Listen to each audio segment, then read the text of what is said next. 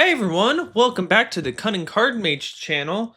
I know, clicking on this video, you already know what this is about, but I want to take a brief moment to talk about the TMNT precon. I did get it whenever the set came out. I did do some upgrades. I also got this fun deck box because I like having these boulder boxes that fit the vibe of whatever deck is specifically going on it.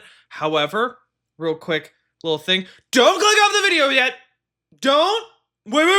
No, no, no, no, no, no, no. Wait. Wait. I know. Turtles and my magic, unheard of. We don't like that. However, I hear that. I raise you. This deck is actually really fun with its flavor wise. Just out of the gate, it's really decent. I literally upgraded it last week and just have been playing it normal for like since I've had it, and it's pretty good. It's very focused on, well, depending on which commander you want to do, you have like the heroes in the half shell card, or you can do Leo and have him partner with someone else. What I have with this deck, I'm running it as Leo and Mikey. With Leo, the balance being very focused on like whenever you have a token come in, you get a 1/1 counter on each creature. That happens once a turn. Then you can pay Wooburg and give creatures that you control Menace, Trample, and Lifelink until end of turn. And then you got Mikey, which has Trample and Raid, that at the beginning of your second main, if you did attack, you can put a 1/1 counter on target creature and create a food token. So just that alone, those go really well together. But what I really loved with it is the vibe that it has, because I love the arcade cabinet vibe. Like looking at the box that it comes with, it's right back here. It has, I'm hoping these can pick up really well, nice fun like 8-bit art for them. You got the 8-bit version of the mana symbols, and then like a little splinter right there. Pull him out a little bit. He's hiding, and then 8-bit of that. I just really love this because it's just such a fun vibe, and I love arcade cabinets, so it fits really well. And then you also have different cards that go into the aesthetic that are in the deck, such as Exploding Barrel, Level Up, High Score, Super Combo, Arcade Cabinet, Coin of Mastery, Game Over, Special Move, Continue, and different others like that, which are some of my favorite cards in this deck, because I just, again, as I just said, I love the arcade cabinet aesthetic, and those are in fact some of my favorite cards. I love Exploding Barrel as a mana rock that you can then just use as a thing to just like sack it and deal 20 damage to a target creature. That I just find really funny to me. Like, that's just great.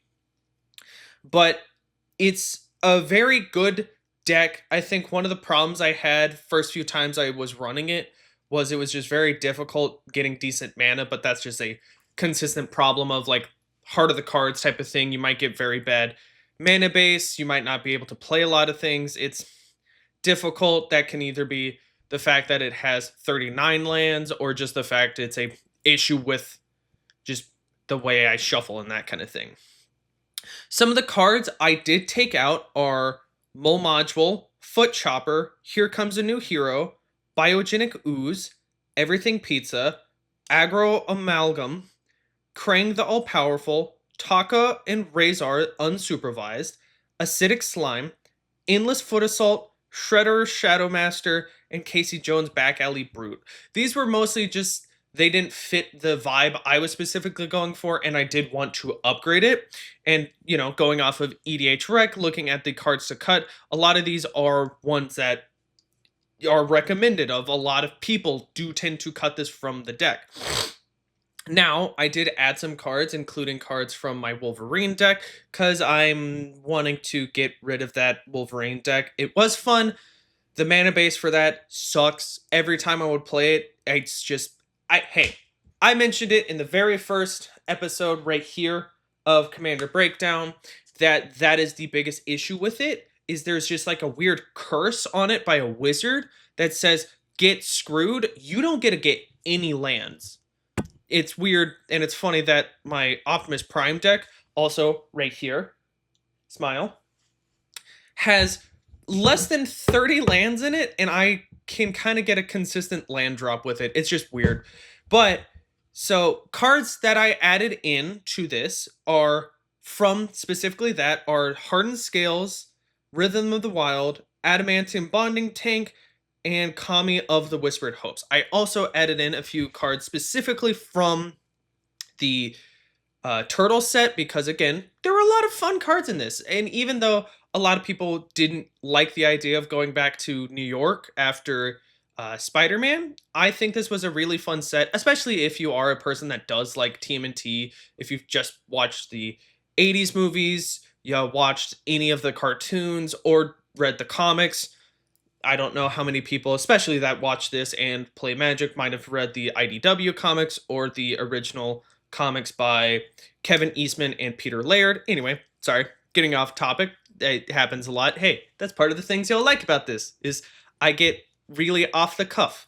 But I added some cards that I pulled, like Michelangelo Mutant BFF, Mikey and Dawn, my really cool Dark Leo and Shredder, Splinter's Technique, Genghis Frog, Ancient Bishop, Man in Black, Mikey and Dawn, Party Planners, Saved by the Shell, and Leonardo Cutting Edge. There are like a few cards I do want to add, but I just don't have them, such as the Leatherhead Swamp Stalker. I love that gal. The Leatherhead that is in the deck is really fun.